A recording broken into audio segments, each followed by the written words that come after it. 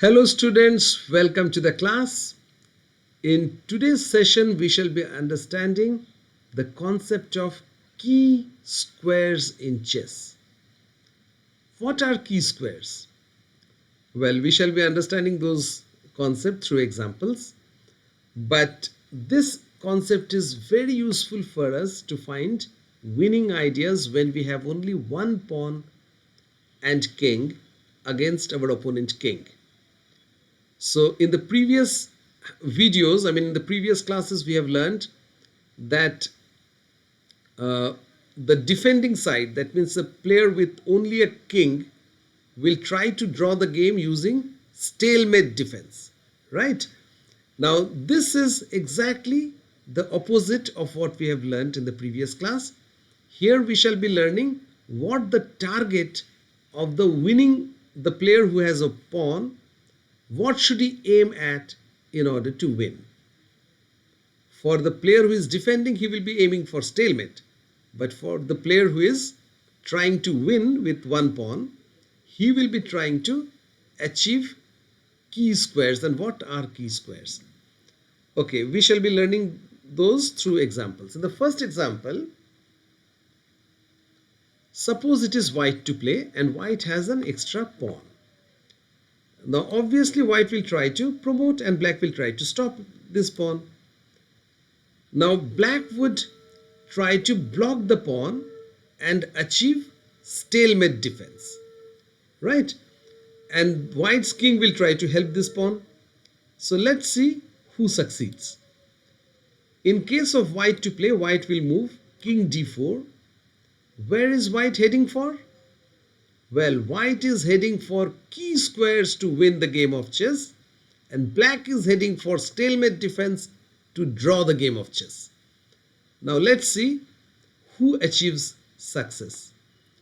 Now white played king c5, black went king e7, white goes king c6. Now white doesn't advance his pawn, rather he will control these blocking squares first with his own king. When the king goes here to stand in front of the pawn, white's king comes forward, forcing the king to go either this direction or that direction. So if the king goes here, white will take this route, controlling these squares and then advancing. And if the king goes this way, white will take the other route, controlling these squares and then advancing. Right? So this is how white will win the game. But why does he win the game? And another very important point, we need not calculate till the end. We need not imagine till the end, right?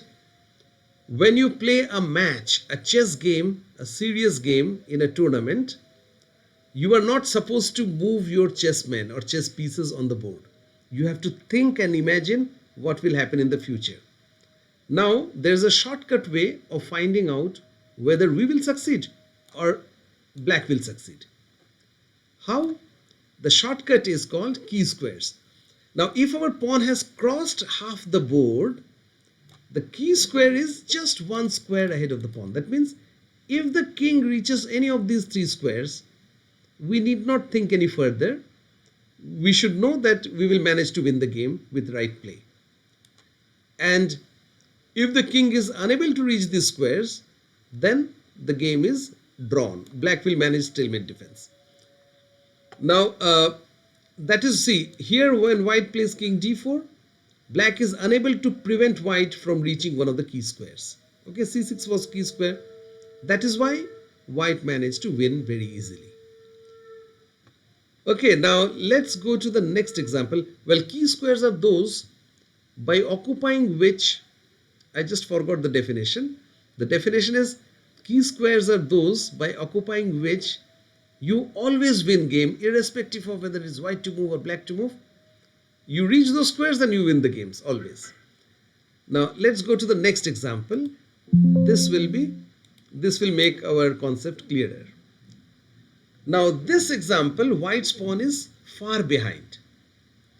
Okay, in the previous example the pawn was advanced till this, but now the pawn is here.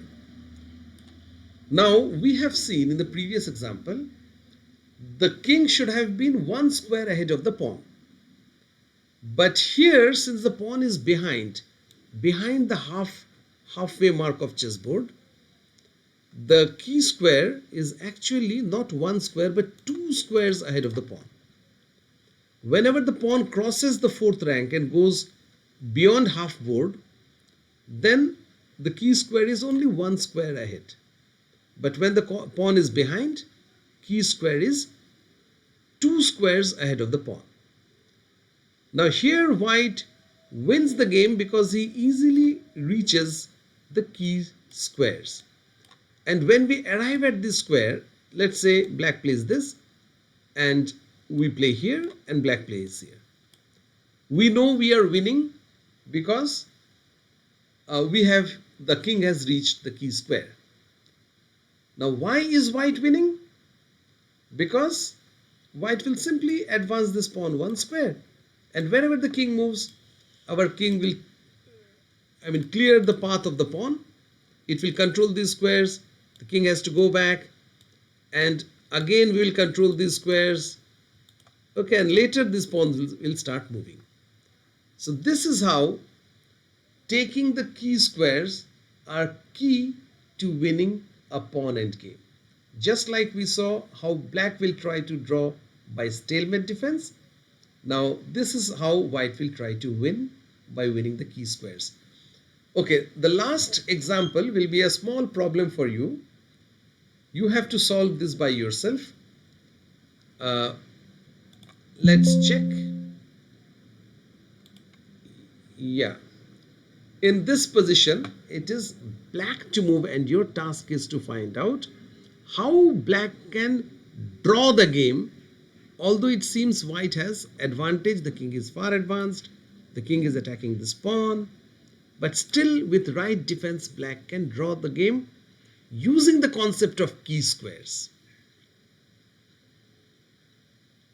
Okay guys, now let me show you. Try to solve by yourself and then match the solution.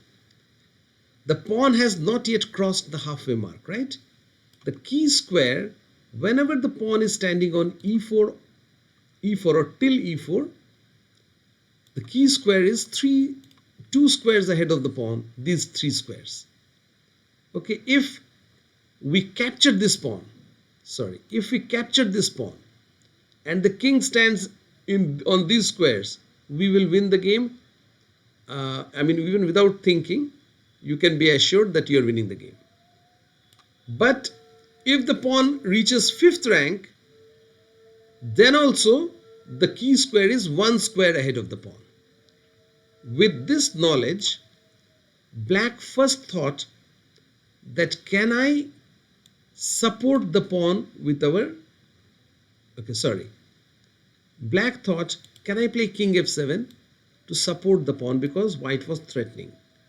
But then white advances here, and now he says, if I manage to capture this pawn, my king is ahead of the pawn, I will always win. The key square is just one square ahead of the pawn. Now, whether black waits with the king supporting the pawn, white will advance this further and the king can't stay here. This pawn will be lost. Or black can even try to advance this pawn, but then white's king will hang up here, and wherever the king goes, we can capture this and win this endgame because this is the key square for a pawn which has crossed the halfway mark. Okay, one square ahead. So once the pawn advances and we capture this pawn, we win easily. But what black did is he advanced this square two squares, this pawn, so that when the king comes here and captures this pawn, well, the king went here and black went here. The king captured the pawn, the king went here. Now the pawn has not yet crossed the halfway mark. That means the key squares were these. And now black prevents white's king from reaching these squares. Okay, so by sacrificing one pawn, he does not allow white king to reach these key squares.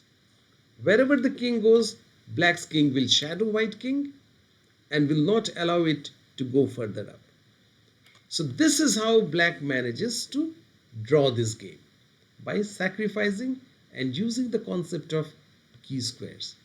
So all these concepts will help you to think better. So here black, although he was playing for a draw, he used white's winning idea to thwart white's winning idea.